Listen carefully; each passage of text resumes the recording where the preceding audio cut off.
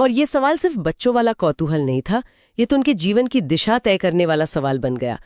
क्या आपने ईश्वर को देखा है? यही सवाल लेकर वो कई साधु संतों के पास गए, विद्वानों के पास गए। हाँ, ये उनकी सच्चाई की सीधी तलाश थी। उन्हें किताबी बातें या सिर्फ दार्शनिक तर्क नहीं चाहिए थे। वो प्रत्यक्ष अनुभव चाहते थे। वो जानना चाहते थे कि क्या कोई है ऐसा जिसने ईश्वर का साक्षात अनुभव किया हो। कई लोगों से मिले, पर कहीं से भी संतोषजनक जवाब नहीं मिला उन्हें।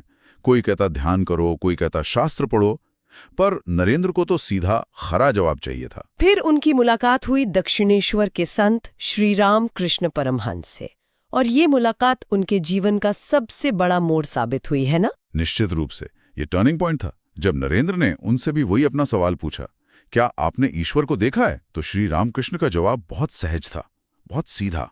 उन्होंने कहा, हाँ देखा है।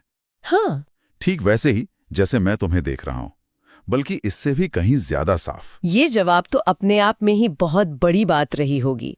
किसी ने इतने आत्मविश्वास से, इतने प्रत्यक्ष अनुभव के दावे के साथ शायद ही कहा हो पहले। सही कहा। इस सीधे अनुभव पर आधारित जवाब ने नरेंद्र को अंदर तक हिला दिया। पहली बार उन्हें कोई ऐसा मिला जो ईश्वर की बातें सिर्फ हवा में नहीं कर रहा था, बल्कि अपने अनुभव के आधार पर बोल रहा था।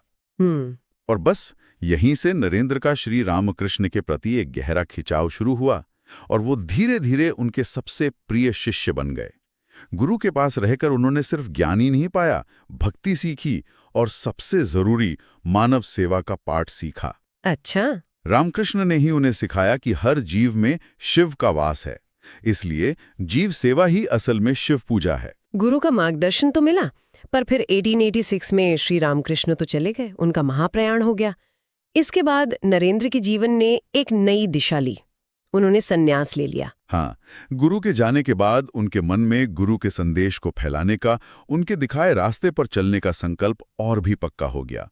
उन्होंने और रामकृष्ण के कुछ और युवा शिष्यों ने मिलकर वराहनगर मठ में संन्यास की दीक्षा ली, और यहीं से नरेंद्रनाथ दत्त बन गए स्वामी विवेकानंद। इस नाम में भी एक गहरा अर्थ है, विवेकानंद।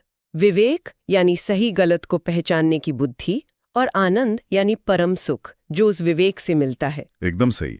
ये नाम उनके व्यक्तित्व और उनके मिशन दोनों का सार था।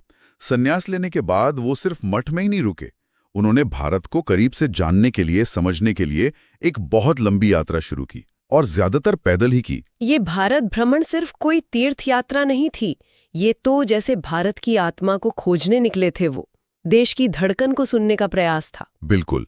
इस यात्रा ने उन्हें भारत की असलियत